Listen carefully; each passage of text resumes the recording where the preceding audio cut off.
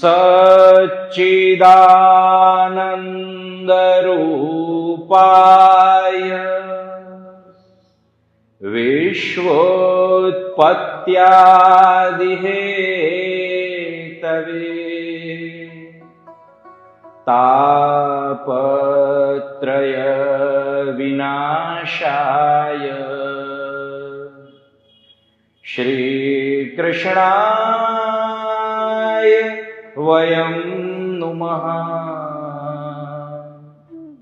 સૂર્યમંડળ સ્થિત મારા પરમ આરાધ્ય પરમ ગુરુવર ભગવાન શ્રી સૂર્યનારાયણ, એમનું ધ્યાન કરતા, એમને પ્રણામ કરતા, અજ્ઞાનતિમિરાંધસ્ય જ્ઞાનાંજનશલાકયા ચક્ષુરુન્મીલિतं येन તસ્મૈ શ્રી ગુરવે નમઃ। તસ્મૈ શ્રી ગુરવે નમઃ। તસ્મૈ શ્રી ગુરવે નમઃ। જન્માદ્યસ્ય યતોન્વયાદિતરત શાર્થેષ્વभिज्ञस्वराट् तेने ब्रह्महृदाय आदिकवये मुह्यन्ति यत्सूरयः तेजो वारिमृदां यथा विनिमयो यत्र त्रिसर्गो मृषा धाम्ना स्वेन सदा निरस्तकुहकम् सत्यं परं धीमहि। धर्मः प्रोच्चितकैतवोऽत्र परमो निर्मत्सराणां सताम् वेद्यं वास्तवमत्र वस्तु शिवदम् तापत्रयोन्मूलनम्। श्रीमद्भागवते महामुनिकृते किं वा परैरीश्वरः सद्यो हृद्यवरुध्यतेऽत्र कृतिभिः शुश्रूषुवे तत्क्षणात्। निगमकल्पतरोर्गलितं फलम् शुकमुखादमृतद्रवसंयुतम् पिबत भागवतं रसमालयम् मुहुरहो रसिका भुवि भावुकाः। यं प्रव्रजन्तमनुपेतमपेतकृत्यम् द्वैपायनो विरहकातर आजुहाव पुत्रेति तन्मयतया तर्वोऽभिनेदु स्तं सर्वभूतहृदयं मुनिमानतोऽस्मि। यः स्वानुभावमखिलश्रुतिसारमेकम् अध्यात्मदीपमैति तितीर्षतां तमोऽन्धम्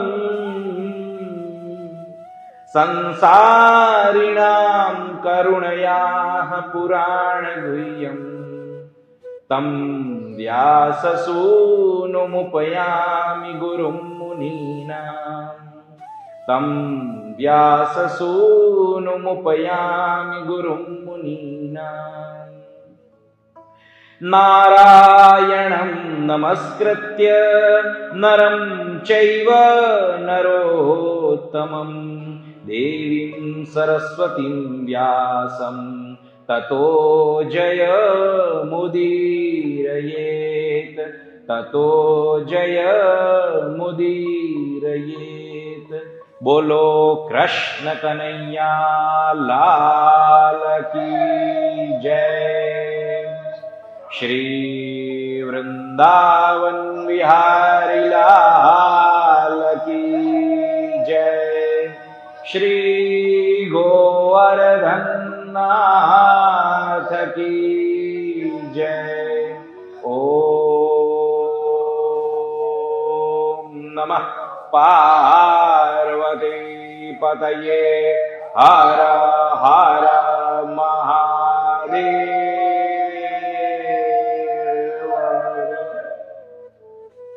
करारविंदे न पदारविंदम् मुखारविंदे विनिवेशयन्तम् वटस्य पत्रस्य पुटे शयानम् बालं मुकुन्दं मनसा स्मरामि।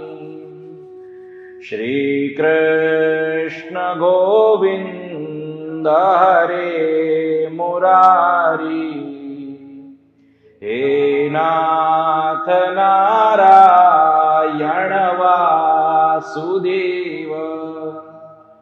जिह्वे पिबा स्वामृतमेतदेव। गोविन्द दामोदर माधवेति। हे कृष्ण यादव हे सखेति। गोपाल गोवर्धन नाथ विष्णु। जिह्वे पिबा स्वामृतमेतदेव। गोविन्द दामोदर माधवेति। बोलो कृष्ण कन्हैया लाल की जय। काले આપણે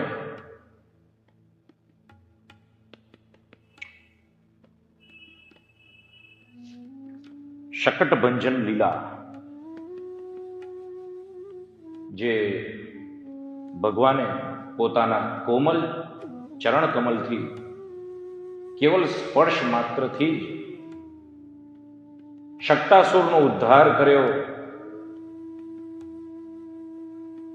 શકટ એટલે કે ગાડાને તોડી પાડ્યું અને એ લીલા દ્વારા ભગવાને જે અધ્યાત્મ રહસ્ય બતાવ્યું એનું આપણે કાલે શ્રવણ કર્યું. જ્યારે શકટના નીચે જ્યારે શયન કરાવ્યું હતું ત્યારે ભગવાનનું જે સ્વરૂપ કે છે કે શયન કરાવ્યું ગાઢ નિદ્રામાં, પછી આંખો ખોલે છે, રડે છે, કોઈ વસ્તુ જોઈતી હોય તો જાણે આપીએ તો શાંત થઈ જાય છે અને ન મળે તો પુનઃ રડવા લાગે છે. બે હાથ હલાવે છે જાણે ગોપીઓના ખોળામાં આવવા માંગતો હોય. ગોપીઓ ખોળામાં લે, આલિંગન કરે, ફરી પાછો મૂકી દે, ફરી પાછો રડે. આવી એની સરસ જે બાલ કૌતુક ભરી જે ક્રીડા છે એને જોઈને અહર્નિશ જેનું હૃદય પુલકિત થઈ જાય છે, પ્રસન્ન થઈ જાય છે એવી ગોપીઓ. હવે અહીંયા કાલે આપણે એના વિશે સત્સંગ કરી દીધો છે. હવે એક દિવસની વાત છે કે યશોદા મૈયા આંગણામાં બેઠી છે, પોતાના ખોડામાં લાલાને સ્તનપાન કરાવે છે. થોડી વાર થઈ, લાલો તૃપ્ત થયો. બાલ મુકુંદ હવે ખબર નહીં કઈ લીલા કરવા માંગતા હતા કે ધીરે ધીરે ધીરે વજન વધાર્યું છે. વજન એટલું બધું વધાર્યું કે પછી યશોદા માતાથી સહન થયું નહીં. અહીંયા કહ્યું છે ગિરિકૂટવત, એક પર્વત જેવું, પર્વત જેટલું વજન વધારી દીધું. ભગવાન ની પાસે સિદ્ધિ હોવી અને સિદ્ધિનો ઉપયોગ કરવો એ તો રમત વાત છે, પણ અહીંયા લીલા માટે. અને એ લીલા પણ કેવી, તો એનું અધ્યાત્મ રહસ્ય આપણે અંતે જોઈશું, લીલાના અંતે. પણ યશોદા માતાથી સહન ન થયું, બાળકને નીચે ઉતાર્યું છે. પણ કૃષ્ણને ખોડામાંથી ભલે ઉતાર્યા, મુખમાં પાછું જ મહાપુરુષમ આદધ્યો ભૂમો નિધાયમ તમ ગોપી વિસ્મિતા ભારપીડિતા મહાપુરુષમ આદધ્યો જગતામા સકર્મસુ. નીચે ઉતાર્યો, પણ મુખમાં તરત જ ભગવાન પુરુષોત્તમનું નામ પાછું સ્મરણ કરી દીધું છે. ભગવાન પુરુષોત્તમનું નામ લેવાનું ચાલુ કરી દીધું માતાજીએ.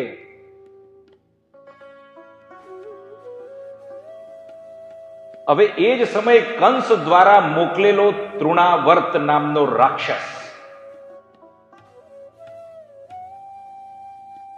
એણે પોતાના સામર્થ્યથી જે એને શક્તિ પ્રાપ્ત હતી એનો ઉપયોગ અહીંયા કર્યો છે. કારણ કે ભગવાન કૃષ્ણને ગમે તેમ કરીને કંસની આજ્ઞા પ્રમાણે એ કૃષ્ણ જોઈએ નહીં. એ આજ્ઞા પ્રમાણે તૃણાવર્તે એક જોરદાર વાવાઝોડું ઊભું કર્યું. અને એ વાવાઝોડું એવું, એ ઘુમરી એવી હતી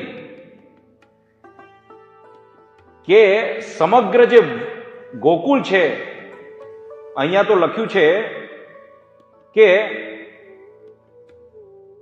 આખા ગોકુળને વ્રજરજથી ઢાંકી દીધું.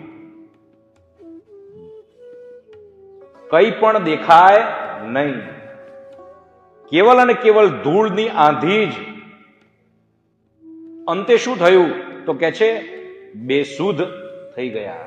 ગોપીજનો અને વ્રજજનો જે હતા, ગોકુલવાસીઓ બધા બેસુદ્ધ થઈ ગયા, ઢળી પડ્યા, કંઈ પણ દેખાયું નહીં.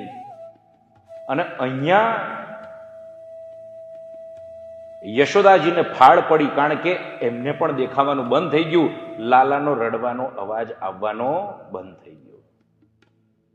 તો થયું શું હતું?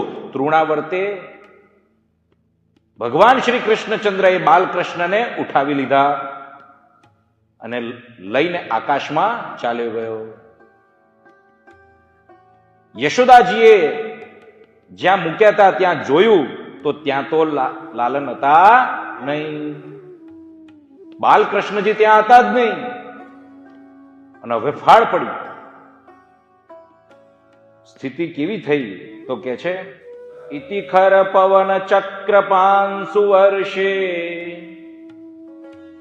સુત પદવીમ બલા વિલક્ષ્ય માતા અતિ કરુણ મનુસ્મરંત્ય શોચ ભુવિ પતિતા મૃત વત્સકા યથા ગૌ. કે છે જ્યારે ન જોયા ત્યારે વાછરડા વગરની ગાય એની કેવી સ્થિતિ થાય, કેટલું કલ્પાંત કરે, કેવું આક્રંદ કરે, કેવી વ્યાકુળતા થાય, એવી જ વ્યાકુળતા યશોદા માતાને થઈ છે. આકુળ વ્યાકુળ થઈ ગયા છે અને કે છે હવે પોતે જમીન પર પડી ગયા. ફરી તો કે છે રુદિત મનો નિશમ્ય તત્ર ગોપ્યો ભૃશમનુતપ્ત ધિયો શ્રુપૂર્ણમુખ્યઃ રુરુદુરાનુપલભ્યનંદ સૂનુમ પવન ઉપારત પાંસુ વર્ષ વેગે પવન ઉપારત પાંસુ વર્ષ વેગે. કે છે કે વંટોળિયો હવે શાંત થયો ત્યારે યશોદાજીનો રડવાનો અવાજ સાંભળીને જે સમસ્ત ગોપીજનો હતા એ પણ દોડી આવ્યા, હૈયા ધારણા આપી છે. પણ એ સ્થિતિ જોઈને ભલે ને બહાર હૈયા ધારણ આપતા હોય પણ એમના હૃદયમાં પણ એવો જ ઉગ્ર સંતાપ થયો. આંસુઓની ધારા વહેવા લાગી છે અને માનું હૃદય જે છે અને અહીંયા ગોપીઓનું હૃદય,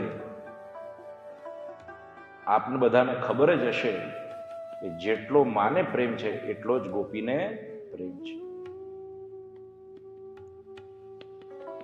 હવે તૃણાવર્ત લેતા તો લઈ ગયો પણ સ્થિતિ, કારણ કે ભગવાને એટલો બધો વજન વધાર્યો કે તૃણાવર્ત જે છે એ વધારે આગળ જઈ શક્યો નહીં. અને ભગવાને પોતાના કોમલ કરકમલ, નાના નાના લખુટી જેવા હાથ, હસ્ત એકદમ કોમલ, અને ત્યાં વજ્ર જેવા સાબિત થયા. પેલા માટે પહાડ જેવા ગરદનને એવું પકડ્યું કે પ્રાણ લેવામાં પણ હવે સમસ્યા ઊભી થઈ. તૃણાવર્ત કે છે છોડો છોડો છોડો. હવે ભગવાન કે છે મને ઋષિ મુનિએ કહ્યું છે, એમના દ્વારા મને વિનંતી કરવામાં આવી છે. કયા ઋષિ મુનિ? કે દુર્વાસા ઋષિ મુનિ. તો કે કેમ? તો કે તમે અપરાધ કર્યો તો પૂર્વજન્મમાં. શું કર્યું તું? તો કે છે તમે સહસ્ત્રાક્ષ નામના રાજા હતા. પૂર્વજન્મમાં રાણીઓ સાથે નર્મદા નદીથી સ્નાન કરીને વિહાર કરવા નીકળ્યા હતા અને ત્યાં સાક્ષાત દુર્વાસા મુનિ ત્યાંથી માર્ગમાં જતા હશે તો તમે જે આચાર વિચાર કહેવાય એ એનું પાલન ન કર્યું, તમે પ્રણામ ન કર્યા. પ્રણામ ન કર્યા અને દુર્વાસા મુનિએ તમને શ્રાપ આપ્યો કે જા તું અસુર થઈ જા. કારણ કે તારી વૃત્તિ કેવી છે? અસુરી વૃત્તિ છે. હવે અહીંયા ઘણા લોકો કહેશે કે અમાનિત્વમદંભિત્વમ, ગીતામાં તો એવું કહ્યું છે. પણ દુર્વાસા મુનિને તો જો માન જોઈએ છે. અરે માન નથી જોઈતું. દુર્વાસા મુનિને શું માન જોઈતું હોય? જે સાક્ષાત મુક્તિ અપાવી શકે, ભગવાન જેમની આજ્ઞાનું પાલન કરે છે. દુર્વાસા મુનિને મહાન ભક્ત કયા છે અને એમના દ્વારા પણ જ્યારે અપરાધ અંબરીશ રાજા વખતે થઈ ગયો છે, ભવિષ્યમાં જ્યારે વાત આવે છે ત્યારે પણ જેમણે પશ્ચાતાપ કર્યો છે. અને દુર્વાસા મુનિ એટલે ભારતમાં જે અગ્રગણ્ય ઋષિ મુનિ હોય એમાંના એક. દુર્વા, કેવળ દુર્વા ખાઈને જેમણે તપશ્ચર્યા કરી છે, ભગવાનની ભક્તિ કરી છે, જે ભગવાનની ભક્તિને તત્વથી જાણે છે, અને એમણે આના હિત માટે અને લોક શિક્ષા માટે લોક શિક્ષા શું છે કે જ્યારે પરમ બ્રાહ્મણ દેવતા મહાત્મા જ્યારે જતા હોય ત્યારે પ્રણામ કરવાના. એ ભાઈ જરૂરી નથી બ્રાહ્મણ એ ગ્રહસ્થીમાં હોય, બ્રહ્મચર્યાશ્રમમાં હોય, વાનપ્રસ્થ કોઈ બી અવસ્થામાં હોય, બ્રાહ્મણ દેવતા જ્યારે જાય ત્યારે એમને પ્રણામ કરવા જોઈએ. બ્રાહ્મણ દેવતાને પ્રણામ નથી કર્યા, સંતોને આ ગમતું નથી અને એટલા માટે શ્રાપ આપ્યો છે. અને બીજી એકા ક્રિયા દ્વર્થ કરી પ્રસિદ્ધા, એક કામ એક પંથ દો કાજ. એક તો લોક શિક્ષા છે અને બીજું આનો ઉદ્ધાર. કહ્યું કે મને ક્ષમા કરો તો કહ્યું ભગવાન કૃષ્ણના ચરણાર વિંદનો સ્પર્શ થશે, એમના હસ્તથી જ એમના હાથે તારો ઉદ્ધાર નિશ્ચિત છે. તો એ દુર્વાસા મુનિ જે છે એમનું જે વચન છે એ વચનનું પાલન કરતા કરતા આજે તારો ઉદ્ધાર થશે. હે તૃણાવર્ત, તું ભાગ્યશાળી છે. તૃણાવર્ત પ્રાણ છોડી દીધા અને વિશાળકાય શરીર સાથે જમીન પર પટકાયો છે અને છાતી પર બાળક રમે છે. ગોપીજનોએ જોયું છે અને ગોપીજનોએ જ્યારે જોયું ત્યારે બાળકને હાથમાં લઈને છાતી સરસો ચાંપી દીધા. કેટલું તો વહાલ કર્યું, કેટલી તો શુભકામનાઓ કરી અને પછી ત્યાં યશોદાજીને એમના ખોળામાં આપી દીધા. અને કે છે ગોપીઓ શું કે છે? અહો બતાત્યદ્ભુતમીશ રક્ષસા બાલો નિવૃત્તિમ ગમિતોભ્યગાત પુનઃ હિંસ્ત્ર સ્વપાપે ન વિહિંસિતઃ ખલ સાધુ સમત્વે ન ભયાદ વિમુચ્યતે. કહ્યું કે આ કેટલું અદ્ભુત કહેવાય, આશ્ચર્ય કહેવાય કે સાક્ષાત મૃત્યુના મુખમાં ગયા આ બાળકૃષ્ણજી સાક્ષાત મૃત્યુના મુખમાં ગયા અને ફરી પાછા આવ્યા છે. અને તમે જુઓ, હિંસ્ર સ્વપાપેન વિહિંસિતઃ ખલઃ સાધુ સમત્વેન ભયાદ વિમુચ્યતે. એનો અર્થ તો કે છે જે હિંસા કરનારો હોય છે, જેનો આશય ખોટો છે, જે દુરાચારી છે અને આવી રીતે જે હિંસા કરે છે એ પોતાના પાપથી જ મરે છે. હિંસ્ર સ્વપાપેન વિહિંસિતઃ ખલઃ સાધુ સમત્વેન. અહીંયા જે સાધુ છે એ સમત્વ યોગ એટલે કે દરેકમાં પરમાત્માને જોતું હોવાથી ભયાદ વિમુચ્યતે, ભયથી મુક્ત થઈ જાય છે. ભયનું મૂળ કારણ શું છે? દ્વૈત ભાવ. દ્વૈત ભાવ તમારામાં અને મારામાં. કંઈક મારામાં તત્વ બીજું છે, તમારામાં બીજું તત્વ છે, એવી જેણે ધારણા કરી લીધી છે એ એમને નથી થતી. એ ક્યારે થાય છે? એ તમારા આત્માને આત્મા તરીકે ન જોતા તમને રાજુ છે તો રાજુ, મનુ છે તો મનુ, વિનુ છે તો વિનુ શરીરથી જ ઓળખે છે. શરીરથી ઓળખીને દ્વૈત, એ દ્વૈત પછી દ્વેષનું કારણ બને છે. અને જેવું દ્વેષનું કારણ બને છે ત્યાં જ પછી ભય ઉભો, દ્વૈતથી જ જેવું દ્વૈત ઉભો થાય ત્યાં જ રાગ, દ્વેષ, ભય, ક્રોધ આ બધું ચાલુ થઈ જાય.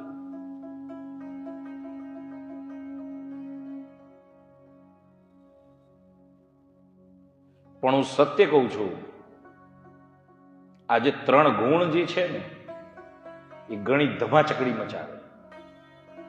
એવી ધમાચકડી મચાવે, ભલ ભલાને ગોર ફેરવી દે પણ એટલું ખબર છે કે જેને આનું જ્ઞાન છે અને થોડી ઘણી પણ જેના જીવનમાં ભગવાન નામની ઉપાસના છે, સત્સંગ છે, ધ્યાન છે, એ ભલે ને 3 ગુણ ગોર ગોર ફરતા, એ એનાથી લીપાયમાન થતો નથી.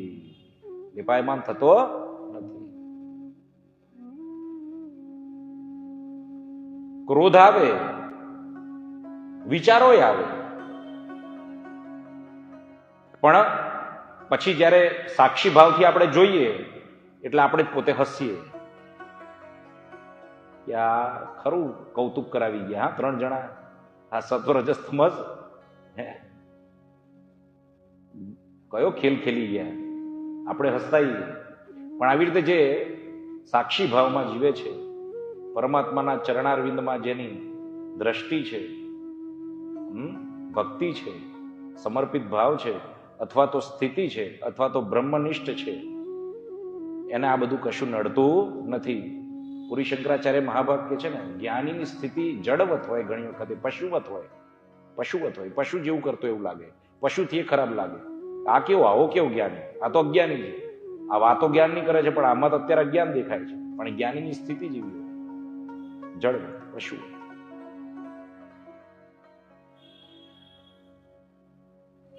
તમને એવું લાગે કે આ આટલા બધા બૈરા બેઠા છે ને આવેલો ઉઘાડો ફરે છે, એ બધું આપણા માટે છે, જેને જ્ઞાન નથી. એને વસ્તુતઃ એ તો આત્મામાં નમન કરતો હોય.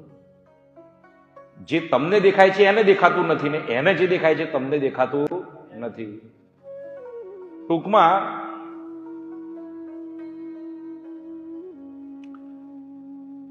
અહીંયા ફરીથી ગોપીઓ એવું જ કે છે, કિમ નસ્તપાશ્ચેણમધોક્ષજાર્ચનમ પૂર્તેષ્ટદાત્તમ ઉત ભૂત સૌરિદમ યત્સંપરેતઃ પુનરેવ બાલકો દેષ્ટ્યા સ્વબંધૂન પ્રણયન ઉપસ્થિત.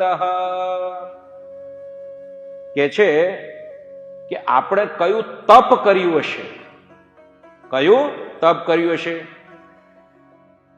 કોનું પૂજન કર્યું હશે, કોનું અર્ચન કર્યું હશે, કયું પુણ્ય કર્યું હશે, કયા પરોપકારના કાર્યો કર્યા હશે, કઈ વાવ બનાવી હશે, કેટલા જળાશયો બનાવ્યા હશે, આપણે કયું દાન કર્યું હશે, કે જેના કારણે આ મૃત્યુના મુખમાં ગયેલો બાળક ફરી પાછો આવ્યો અને આપણા હર્ષને વધારનારો થયો, આપણને આનંદ આપનારો થયો. નહીતર તો જો આપણને શોક આપે. એટલે અહીંયા ફરીથી પાછી એક ધર્મની વાત એ જ છે કે હર્ષ અને શોક આ જે પણ કંઈ છે એ વસ્તુતઃ આપણા પોતાના પાપ અને પુણ્ય ઉપર છે. પુણ્ય કર્મ કર્યા હોય તો આપણને આપણા જીવનમાં એવી ઘટનાઓ બને, પાપ કર્મ કર્યા હોય તો એવી ઘટનાઓ બને, અને આ દ્વંદ્વમાં મનુષ્ય ફસાતો રહે. બરાબર? પણ પાપ અને પુણ્યથી પર જે હોય એ પછી પાપ અને પુણ્યને બીજી દ્રષ્ટિએ લેતો હોય. બરાબર છે? એના માટે પછી એક સાક્ષી ભાવ આવી જતો હોય છે, દ્વંદ્વ માત્ર હોય છે. સુખ દુઃખ, લાભ હાનિ, શુભ અશુભ, પાપ પુણ્ય, આ બધું પછી દ્વંદ્વ થઈ જાય છે. અને આ જ્યારે ઘટના જોઈ ત્યારે વસુદેવજીએ ફરી પાછું, નંદ બાબાએ ફરી પાછું વસુદેવજીનું સ્મરણ કર્યું અને કહ્યું કે નહીં, વસુદેવજીએ કહ્યું હતું કે વ્રજમાં ઉત્પાત થઈ રહ્યા છે, અને આ એ જ બધી ઘટનાઓ એમણે જે કહી હતી ભવિષ્યવાણી, એ બધું સાચું પડે છે. ખરેખર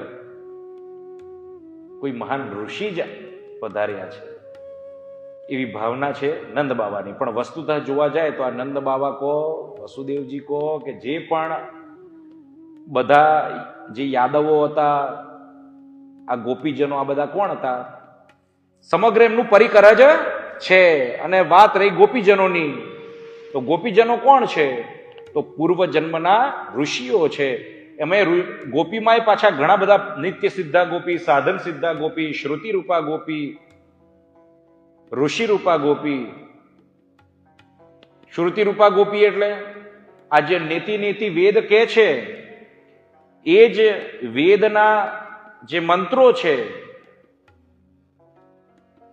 કે જે કહે છે કે ભગવાનને પામી શકતા નથી, મન અને વાણી જેનો વિષય નથી એવા એ ભગવાન, એમની સાથે રમણ કરવા માટે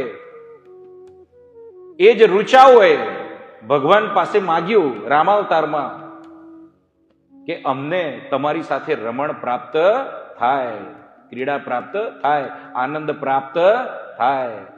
આપના સચ્ચિદાનંદ સ્વરૂપનો આનંદ લાભ અમને ક્યારે પ્રાપ્ત થશે? અને ત્યારે ભગવાને કૃપા કરી છે.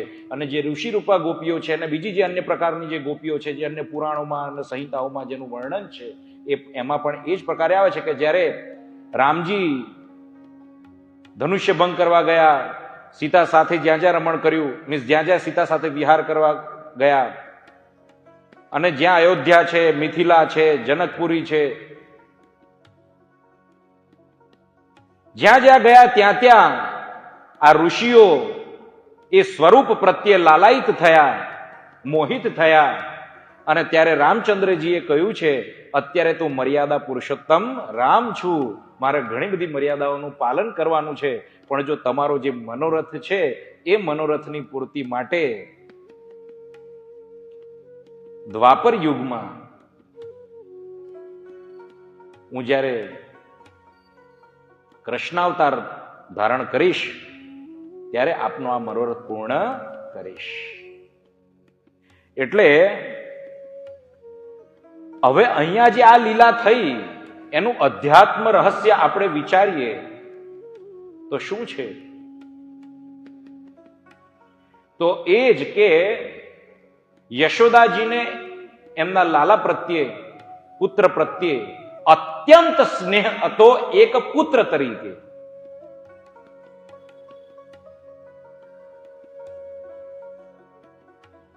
એની એ સ્થિતિ ગોપીઓની પણ હતી, ભગવાન પ્રત્યે અત્યંત આસક્તિ. દેખો, બ્રહ્મ ભાવ હો, ભગવત ભાવ હો, હૃદયનો એક પ્રેમ હો, વહાલો, એ બધું હોવું જ જોઈએ. પણ જ્યારે ગોપીઓને શિક્ષા જેમ આપતા હોય એવી રીતે, માને જેમ શિક્ષા આપતા હોય એવી રીતે થોડી વાર માટે ભગવાન એમનાથી દૂર થઈ જાય છે અને આસક્તિ છોડાવે છે, કલ્પાંત કરાવે છે. કલ્પાંત કરાવે છે. નજીકને રહેતા શીખશો, પછી આગળ જતા તો દૂરી આવવાની છે, આગળ જતા દૂરી આવવાની છે. થોડી પ્રશિક્ષા તો જોઈએ ને, પ્રશિક્ષણ તો જોઈએ ને. એટલે એ જ બાને ભગવાન થોડી દૂરી બતાવે છે અને ફરી પાછા પ્રગટ થઈ જાય છે.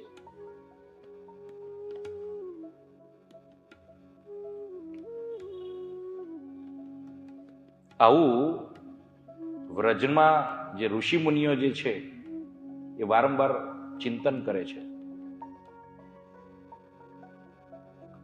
ઘણા લોકો એવું કે છે કે વધારે પ્રેમ વધે એટલા માટે થોડો વિયોગ આપ્યો અને ફરી પાછો સંયોગ કરાવ્યો. જેનું જેવું ચિંતન, જેવો ભાવ.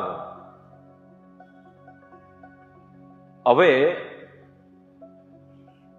એક દિવસની વાત છે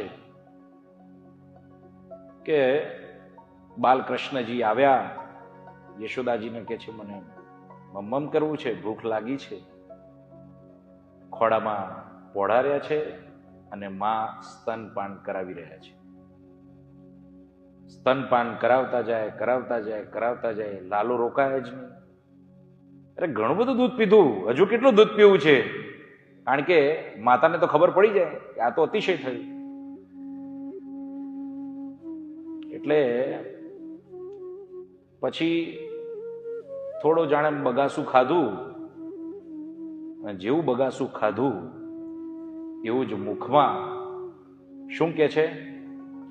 ખમ્રોદસી જ્યોતિરની કમાશા સૂર્યેન્દુવાને શ્વસનાંબુધિશ્ચ દ્વીપાન્નગાંસ્તાદોહિતુર્વનાની ભૂતાનિ યાનિ સ્થિરજંગમાની.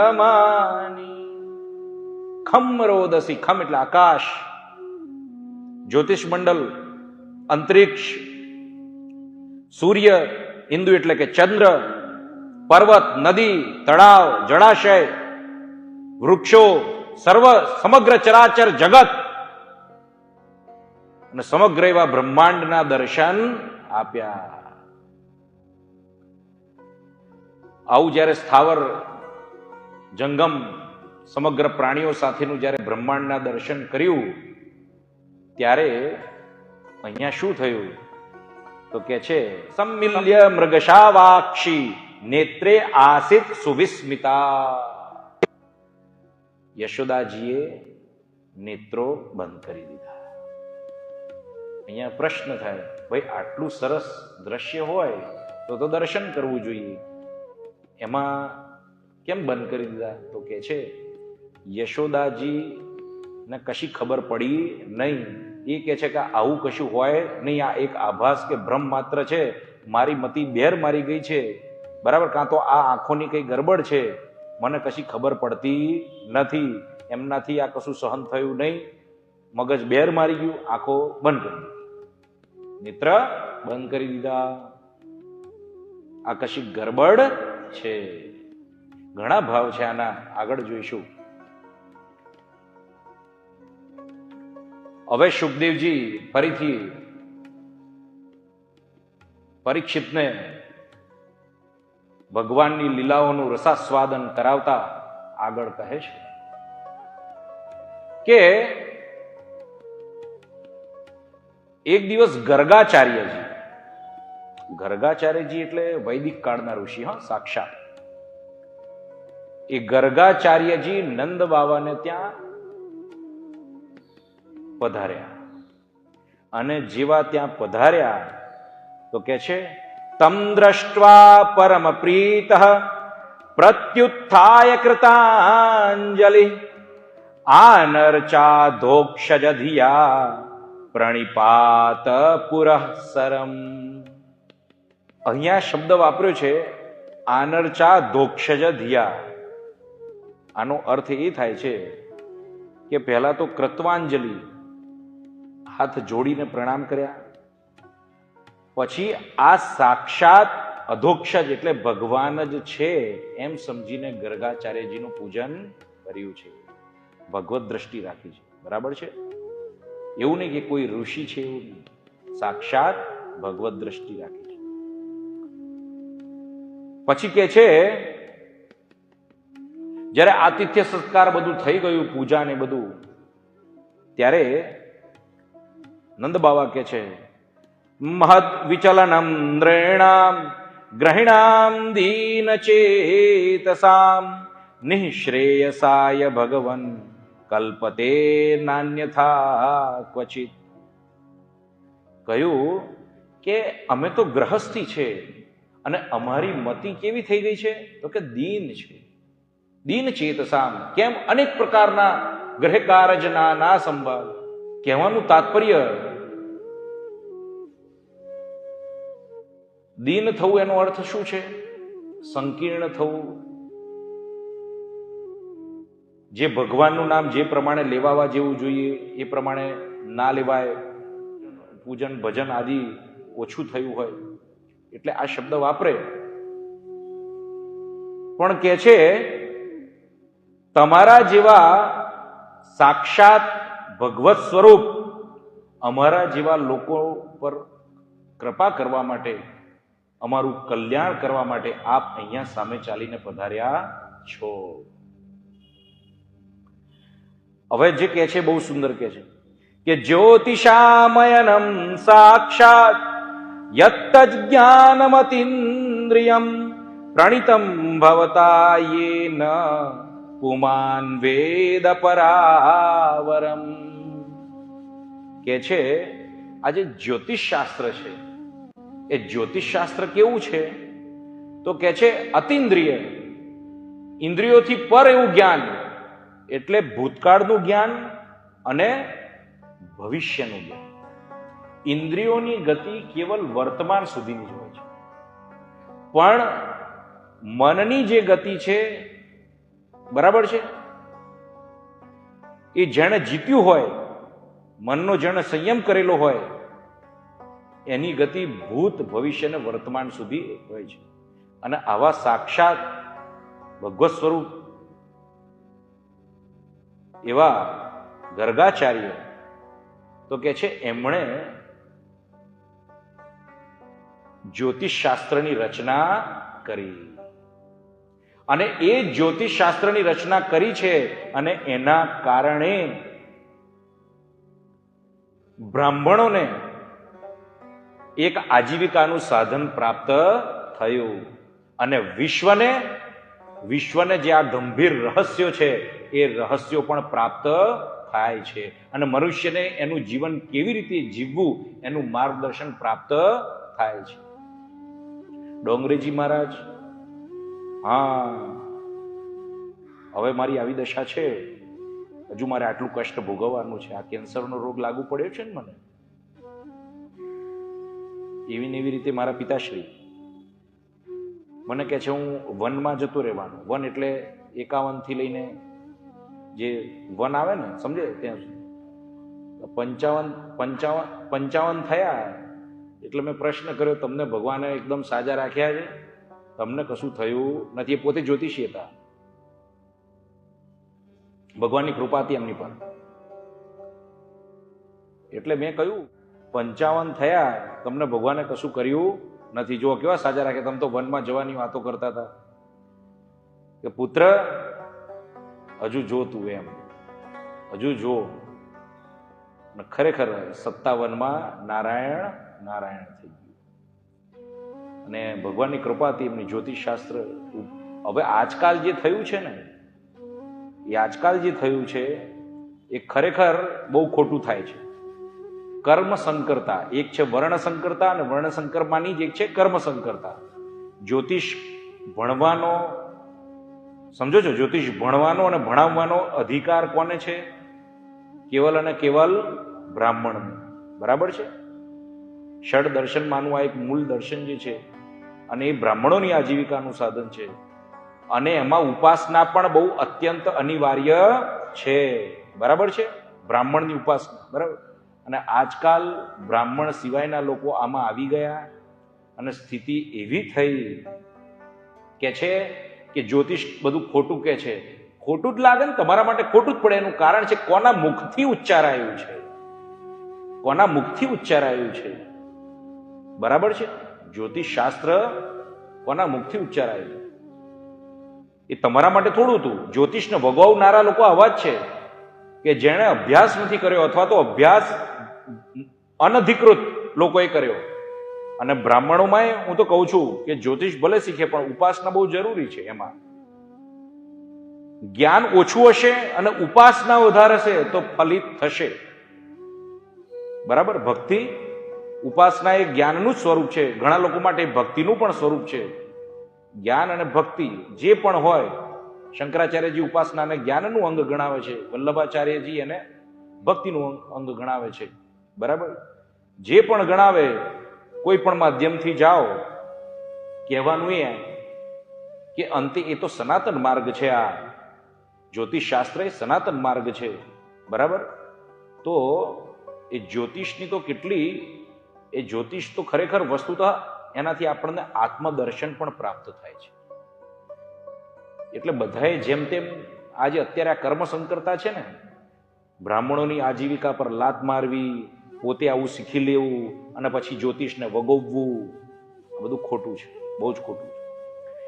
એટલે પછી બીજો શ્લોક, ત્વમ હિ બ્રહ્મવિદામ શ્રેષ્ઠ સંસ્કારાન કર્તુમર્હસી બાલયોરનયો નૃણામ જન્મના બ્રાહ્મણો ગુરુ.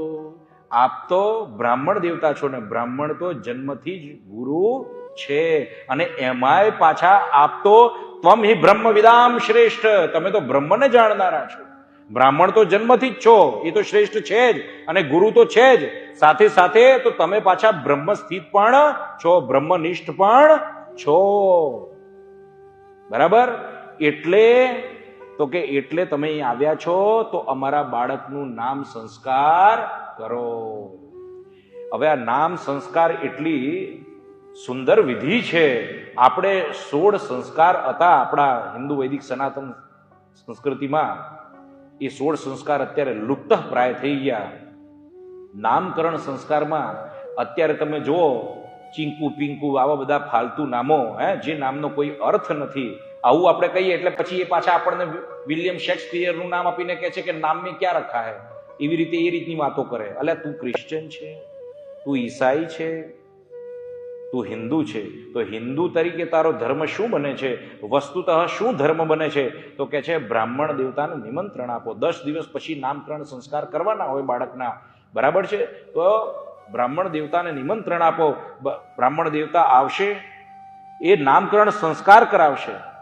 ચોખાની ઢગલી આખી કરાવીને વિધિવત સ્વસ્તિ વાચન કરાવીને મંત્રો બોલીને પછી એ જે નક્ષત્ર ઉપરથી જે જન્મ અક્ષર આવે એમાં પણ પાછા પ્રકાર કયા છે? 3 પ્રકારના નામ છે.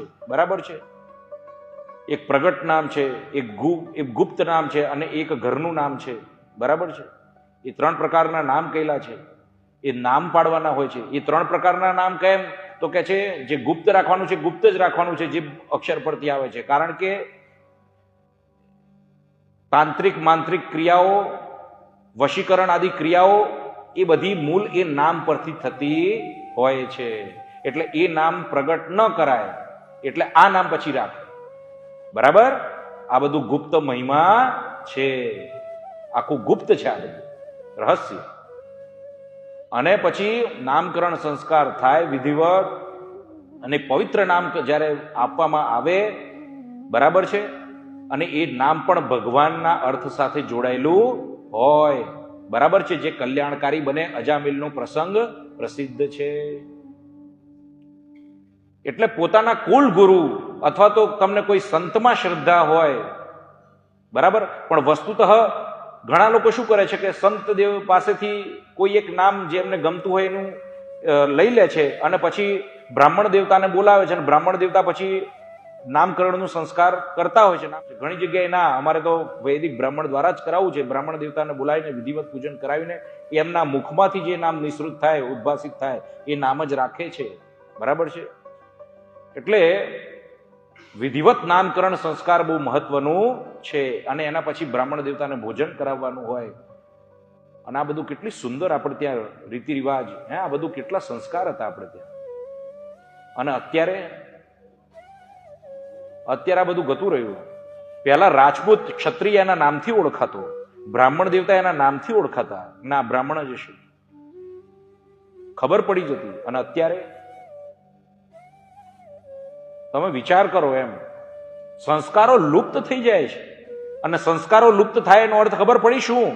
હિન્દુત્વ ગયું, આર્યત્વ ગયું. કારણ કે સંસ્કાર એ સીડીનું માધ્યમ, એ સંસ્કાર એ સીડીનું કામ કરે છે. સંસ્કાર હશે તો બાળકને ગમે તેટલો કુસંગ થયેલો હશે, પણ એ સંસ્કાર હશે ને તો એક રક્ષા કવચનું કામ કરે છે. ક્યારેક ને ક્યારેક એને યાદ કરાવશે કે દેખ તું કોણ થા. મોટા મોટા ઋષિ મુનિઓને પણ આજ યાદ, સૌભરી ઋષિ હોય કે કોઈ પણ ઋષિ હોય, કે કોઈ પણ સામાન્ય માણસ પણ હોય, સંસ્કારથી જ જે તે કર્મ ક્ષેત્રમાં ક્રિયાન્વિત થાય. આજકાલના બ્રાહ્મણ હોય, નોકરી જતા હોય અને તિલકને શિખા ના રાખે, એ ખોટું છે. રાખવું જ જોઈએ, રાખવું જ જોઈએ. તિલક અને શિખા તો હિન્દુ ધર્મમાં બધા માટે અનિવાર્ય છે, બધા માટે અનિવાર્ય છે. અકબરના મુગલ રાજાઓ જે બધા આવી ગયા, એમણે શું કર્યું?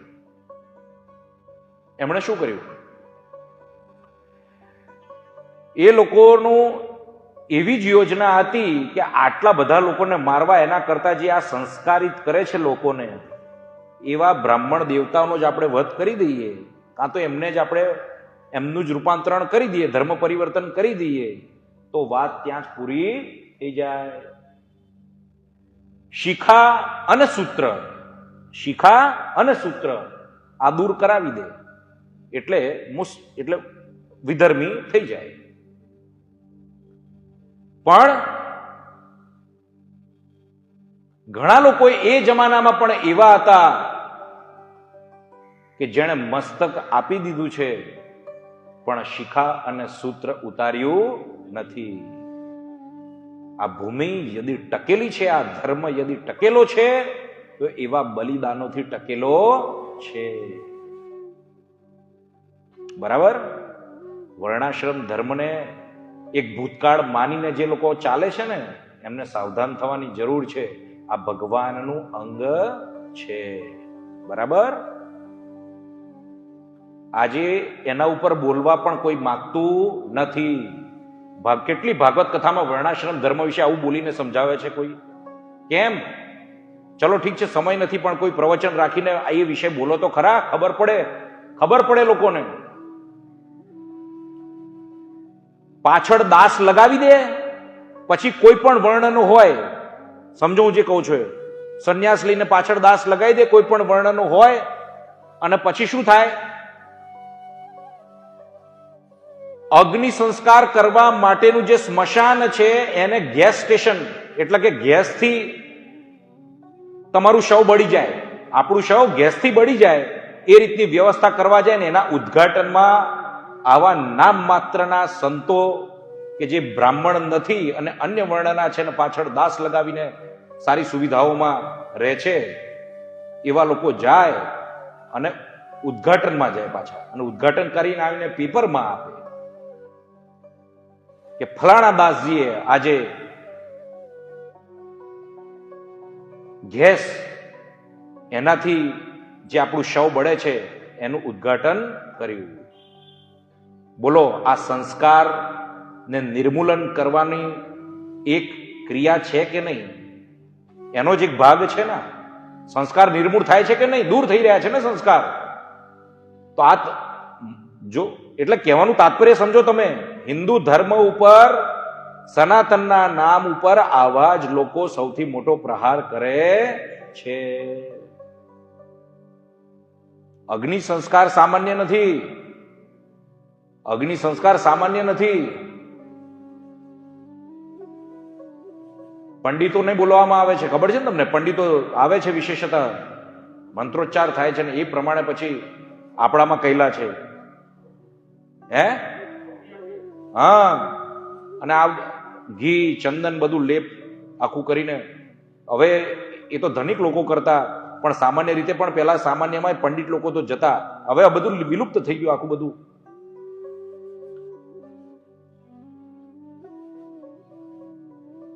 અને એ અગ્નિને બળતો જોઈને, એ ચિતા ઉપર જે શવ છે એને બળતું જોઈને સ્મશાન વૈરાગ્ય થતો.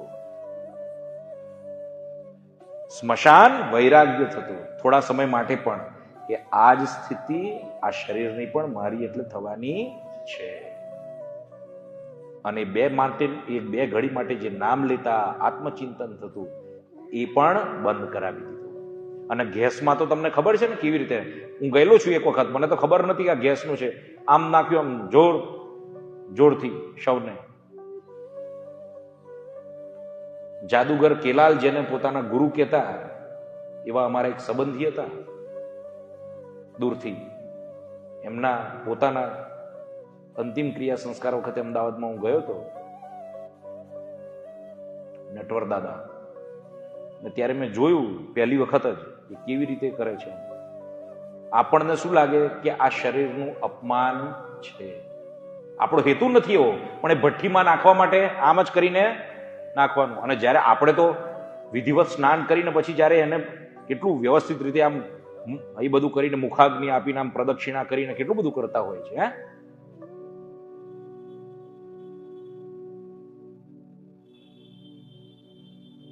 તમે વિચાર કરો.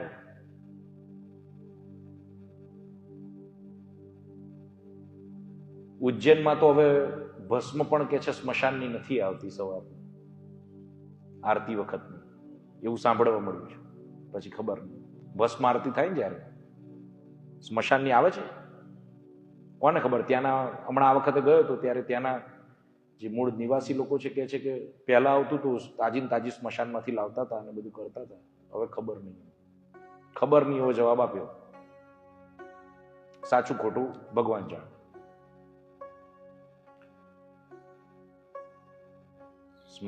સ્મશાનેશ્વા ક્રીડા સ્મરહર પિશાચાસ. એટલું સુંદર છે ને.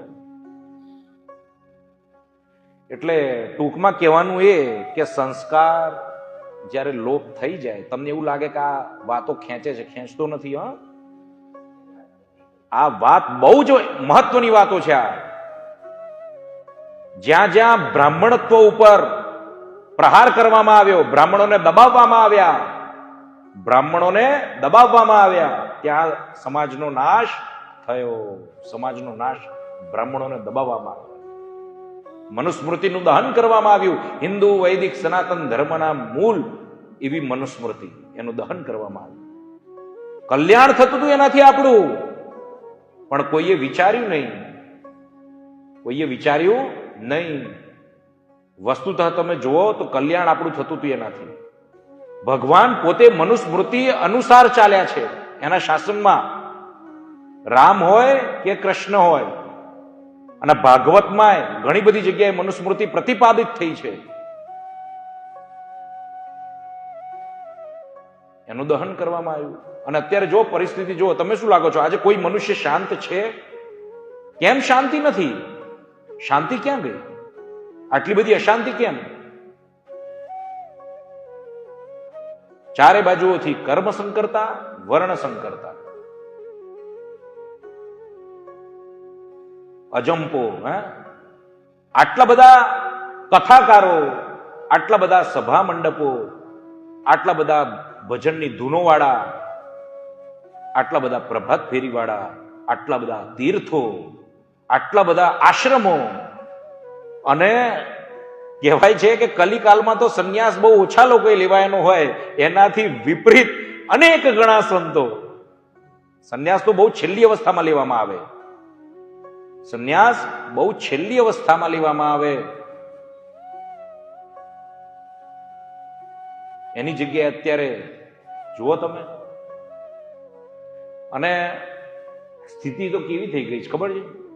એક પ્રાઇવેટ કંપની, ખાનગી કંપનીનો કર્મચારી હોય, એ જેમ જેમ જૂનો થાય એને એવું લાગે કે આ કંપની મારી છે. સમજ્યા તમે? એવી જ રીતે એ જે તે મંદિરો છે એમાં અનધિકૃત જે સંન્યાસીઓ છે,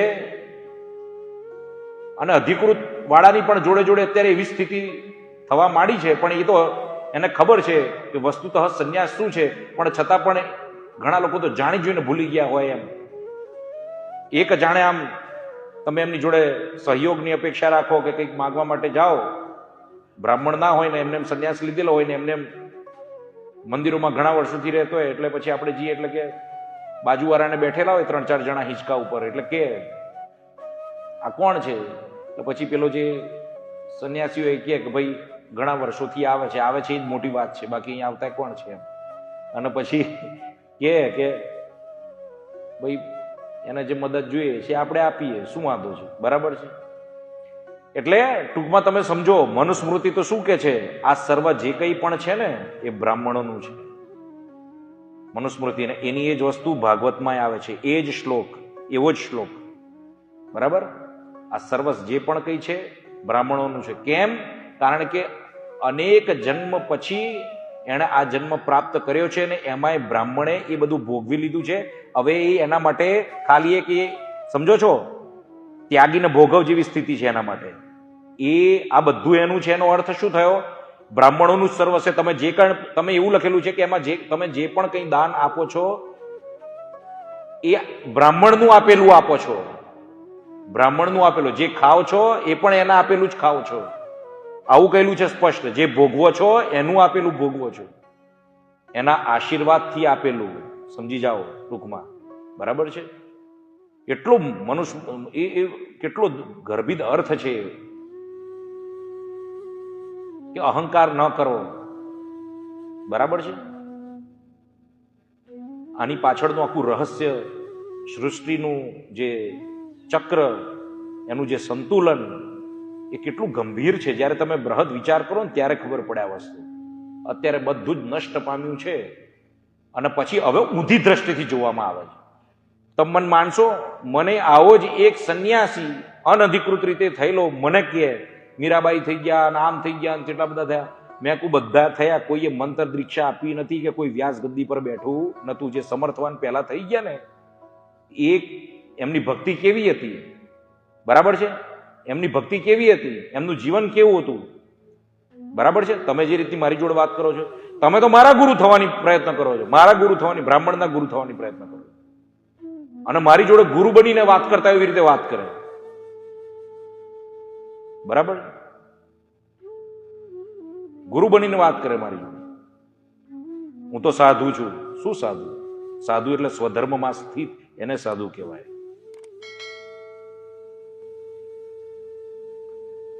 સંન્યાસી નો ધર્મ ખરેખર દુષ્કર છે, એટલો જ ધર્મ બ્રાહ્મણનો પણ એટલો જ દુષ્કર છે. બ્રાહ્મણનો ધર્મ એટલો જ દુષ્કર છે. તમે જે માનો છો ને એ પ્રમાણે બ્રાહ્મણને ગ્રહસ્થાશ્રમમાં રહેવાનું છે, બધું જ ખરું, પણ અતિશય ભોગી નથી થવાનું. અતિશય ભોગી થઈ જાય ને તો પછી બ્રાહ્મણત્વ ખાલી બ્રાહ્મણ રહે ખરો, પણ અંદરથી જ્યારે બે પ્રકારના ચપ્પા હોય, એક ધારવાળું ચપ્પુ ને એક બૂઠું ચપ્પુ. બૂઠા ચપ્પાથી પછી બૂઠા જેવું કામ થાય, ધારદાર ચપ્પાથી ધારવાર. તપથી તપેલો બ્રાહ્મણ હોય ને એ ધારદાર ચપ્પા જેવો છે. પેલો પછી કાકડી સમારવાની એવું બધું ચાલે બધું, સમજો છો? એટલે ટૂંકમાં કહેવાની વસ્તુ આ છે,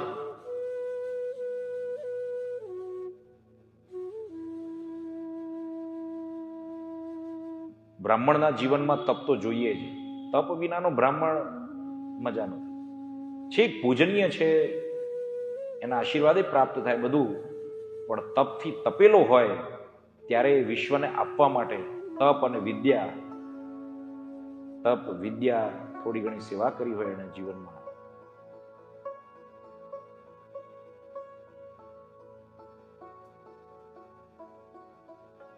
આ બધી વસ્તુ બહુ ગંભીર છે બધું. આજે આવી વસ્તુઓનું સંવર્ધન થવું, એનો પ્રચાર કરવો,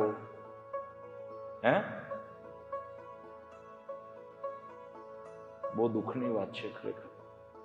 બસ હવે ટૂંકમાં આજે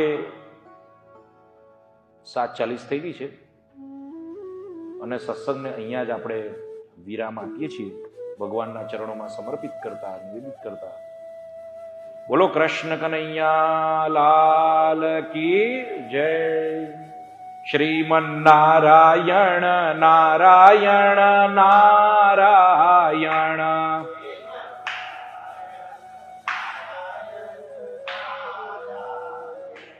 ભજમન નારાયણ નારાયણ નારાયણ.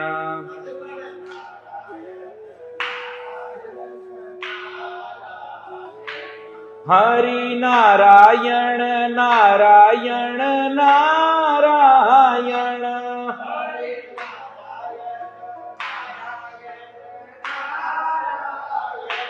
હર નારાયણ નારાયણ નારાયણ.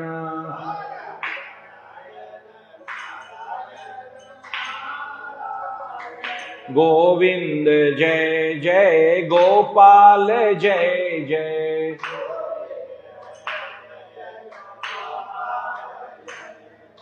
રાધા રમણ હરિ ગોવિંદ જય જય.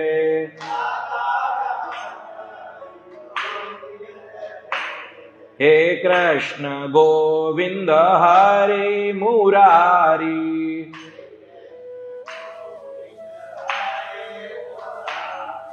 હે નાથ નારાયણ વાસુદેવ.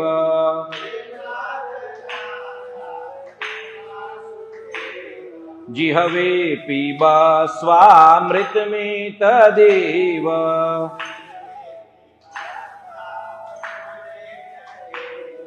गोविंद दामोदर माधवेति।